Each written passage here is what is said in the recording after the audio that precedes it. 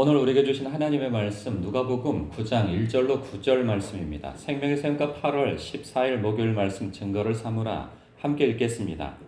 예수께서 12제자를 불러 모으사 모든 귀신을 제어하며 병을 고치는 능력과 권위를 주시고 하나님의 나라를 전파하며 앓는 자를 고치게 하려고 내보내시며 이르시되 여행을 위하여 아무것도 가지지 말라. 지팡이나 배낭이나 양식이나 돈이나 두 벌 옷을 가지지 말며 어느 집에 들어가든지 거기서 머물다가 거기서 떠나라. 누구든지 너희를 영접하지 아니하거든 그 성에서 떠날 때에 너희 발에서 먼지를 떨어버려 그들에게 증거를 삼으라 하시니 제자들이 나아가 각 마을에 두루 다니며 곳곳에 복음을 전하며 병을 고치더라.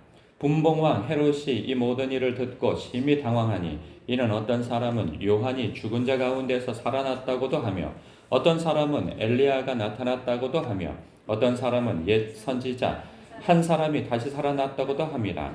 헤롯이 이르되 요한은 내가 목을 베었거늘 이제 이런 일이 들리니 이 사람이 누군가 하며 그를 보고자 하더라. 아멘.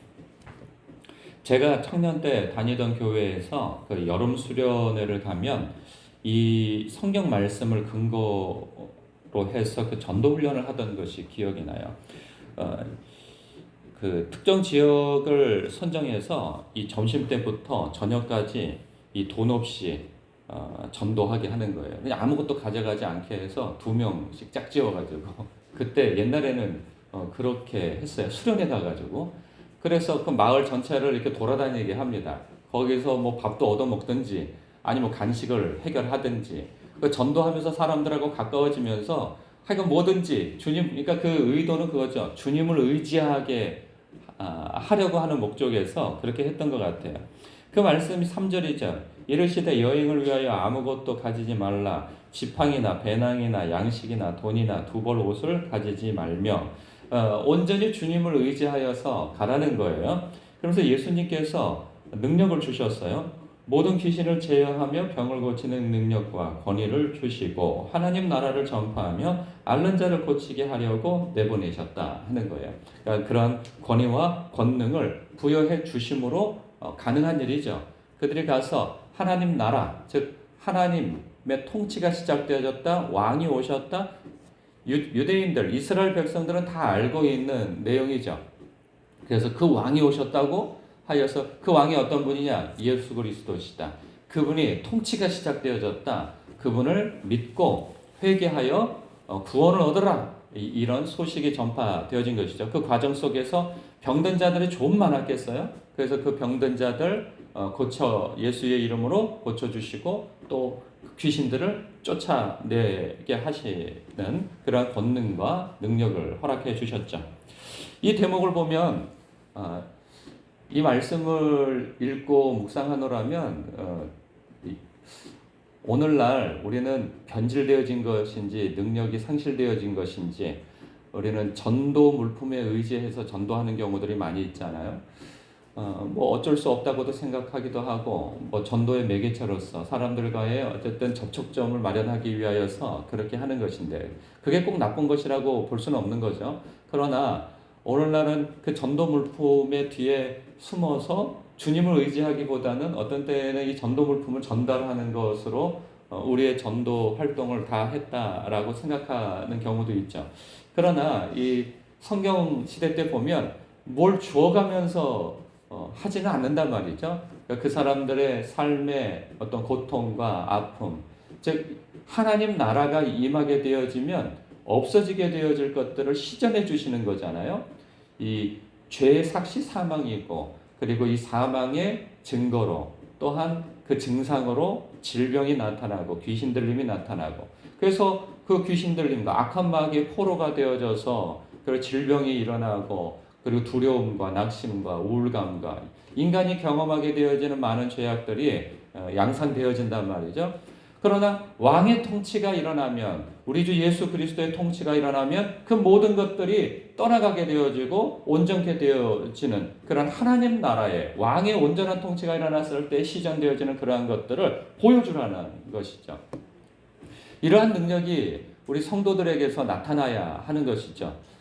그런 부분에 있어서 이런 생각이 듭니다. 오늘날은 그런 일이 일어나지 않아요. 물론 그럴 수도 있죠. 근데 1세기 때도 마찬가지였어요. 예수님께서 능력을 주셨잖아요. 제자들에게. 그러나 그 능력이 계속되던가요? 그렇지는 않았어요. 나중에 보면 변화산에 다녀오셔서 제자 셋과 내려왔을 때 지상에서 남겨진 8명의 그 제자들이 그 사람들이 병 고침을 바라고 왔다가 그 아들이 간질병에 걸린 것 같아요. 그 아들을 고쳐달라고 했는데 못 고친단 말이죠. 예수님께서 오셔서 고쳐내세요. 그럴 때 제자들이 묻죠. 주여, 주님께서는 되시는데 왜 우리는 안 됩니까? 일전에는 되지 않았습니까? 라고 물었을 때 예수님의 대답은 기도 외에는 이런 유가 나갈 수 없느니라 말씀하시죠. 그러니까 제자들은 주님께서 강권적인 어떤 은사와 권세와 능력을 주시니 그때는 됐단 말이죠. 그러나 그것이 계속되는 것은 아니란 말이에요. 주님께서 말씀하신 바 기도 외에는 이런 유가 나갈 수 없느니라. 그러니까 기도를 통하여서 우리가 주님의 능력을 품게 되어지고 담대함 가운데 선포했을 때 그런 역사가 일어난다 하는 말씀을 주시는 거예요. 그럼에도 불구하고 병 고침이 일어나지 않을 수도 있는 거예요. 그러나 그 어떤 결과를 보고 우리가 지레 짐작하여서 그 일은 안 돼라고 생각할 것이 아니라 우리의 할도리를 하여야 한다는 것이죠. 믿음으로. 믿기만 하면 어제 말씀처럼 믿기만 하라. 그리하면 너의 딸이 구원을 얻으리라. 두려워하지 말라. 믿기만 하면. 그러니까 우리에게 필요한 것은 주님을 향한 이 신뢰와 절대적인 믿음인 것이죠. 그래서 우리의 할도리는 무엇이냐? 천도할 때 아픈 사람이 있거든 혹은 무슨 우환의 문제가 있거든 기도해 줄 수 있는 것이죠. 기도한다고 나? 그것은 주님의 영역이에요. 우리의 영역은 믿고 기도해 하는 거죠. 그리고 복음을 전할 기회를 삼고 그리고 복음을 전하기도 하고 그러는 거죠. 그러니까 우리의 할도리를 하면 되는 것을 주님의 영역까지 우리가 염려를 하느라 하지 못하는 일이 있어서는 안 된다 하는 것이죠. 기도하는 제가 기도해드려도 될까요? 하고 기도하는 거죠. 그러면 우리의 기도 이후에 주님께서 우리의 기도를 들으시고 그 사람을 낫게도 할 수도 있고 안 낫게도 하실 수 있는 거예요. 그것은 주님의 영역에 맡겨두고 우리는 우리의 할도리를 하면 되는 것이죠. 그러나 오늘날 우리는 그런 부분에 있어서 너무나도 위축되어져 있다는 생각을 갖는 것은 지나친 생각은 아니라고 생각되어져요. 왜냐하면 그런 일은 거의 보지를 못하거든요. 복음을 전하는 일도 거의 없을 뿐만 아니라 복음을 전하더라도 우리가 기도해 준다고 하는 부분에 있어서 목사님이나 기도한다고 생각을 하고 병고침에 대해서 혹은 기도원 원장님이나 그렇게 한다고만 생각하지 내가 할 수 있다고 생각지는 않는단 말이에요. 그러나 주님께서는 목사님에게만 그 권위와 그 능력을 주신 것이 아니고 예수 믿는 모든 성도들에게 주셨다는 사실이에요. 예수님의 이름에 권능이 있는 것이지 어떤 특정한 사람에게 권능이 있는 것은 아닌 것입니다. 그러니 여러분들도 예수님의 이름에 권능이 있음을 믿으시고 전도할 기회가 생길 때에 혹 그 사람에게 집안에 우환이 있거나 그 사람에게 있어서 어떤 질병이 있다면 그냥 믿음으로 제가 기도해 드려도 될까요? 하고 기도해 주시면 되는 것이죠. 그랬을 때 그 나머지 일은 주님께 맡기고 기도하셔서 그런 역사가 있기를 바랍니다. 그리고 또 하나 보면은 4절에 예수님께서 이리 말씀하시죠. 어느 집에 들어가거든지 거기서 머물다가 거기서 떠나라. 누구든지 너희를 영접하지 아니하거든 그 성에서 떠날 때 너희 발에서 먼지를 떨어버려 그들에게 증거를 삼으라. 이리 말씀하신단 말이죠. 유대인들은 이방인 지역에 가면 그 부정하다 하여서 나올 때 그 발에 먼지까지 털어버려서 그 어떤 것도 자신들이 취하지 않고 온다 말이죠. 자신들의 거룩성을 지키기 위해서 이제 그러한 것을 비유로 하여서 예수님께서 명하신 거죠. 어느 지역에 가든지 누구를 만나서든지 왕의 통치를 받으라 하여 복음을 전할 때 그 사람이 받지 아니하거든 그 책임을 그들에게 전가시키고 오라는 거예요. 누구든지 너희를 영접하지 아니하거든 그것은 곧 나를 영접하지 않은 것이기에 그 성에서 떠날 때 너희 발에서 먼지를 떨어버려 그들에게 증거를 삼아라. 이 책임은 나는 당신들에게 합당한 복음을 전한 것이니 이제 당신들이 거부한 이 책임에 있어서는 당신들 책임이라고 하여서 딱 증거를 삼으라 하는 것이죠. 그런 생각이 듭니다. 우리가 복음을 전한다고 하는 것이 강압적인 것은 아니라는 거예요. 그러니까 상대방이 받지 않았을 때에는 우리가 몇 가지 반응이 일어나거든요.